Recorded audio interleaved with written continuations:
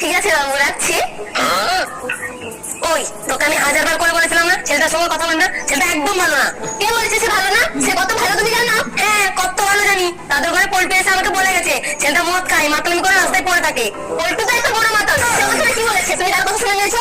শুধু পল্টু একা বলেনি রে, পাড়া সবাই বলে গেছে সে গাঁজা খায়, সিগারেট খায়, গুটখা খায়, বিমল খায়। আর শুধু বিমল খায় না, একটা কথা শোন, আমাদের বাইকটা দেখেছিস কত পরিষ্কার, আর তাদের বাড়ির সামনে চলে পুরো লালে লাল। শুধু বিমল খায়, যেখানে যেখানে ফু ফু করতে থাকে। তো কি হয়েছে, আমি গিয়ে পরিষ্কার করে দেবো, জল দিয়ে ধুয়ে দেবো, দিয়ে হয়ে যাবে। কিন্তু আমি তাকে ছাড়া কাউকে বিয়ে করবো না। দেখ, মা হয়ে কোনোদিন মেয়ের খারাপ চাইবো না। তোকে একটা ভালো কথা বলছি, তুই সে ছেলেকে ছেড়ে দে, আমি তোর জন্য ভালো ছেলে দেখেছি। আমিও দেখে রেখেছি, সেই ছেলেটাই ভালো, আমি তাকে ছাড়া কাউকে বিয়ে করবো নি। আরে তুই আমার কথাটা শোন, আমি যে ছেলেটাকে দেখেছি তাদের দোতলা পাকা বাড়ি আছে, পুরো ঘরে স্টাইল বসানো আছে। আরে মা, সেটা স্টাইল না, সে টাইল। যাই হোক, বসানো আছে তো। আর জানিস আমাদের ফ্যান আছে তাদের ঘরে,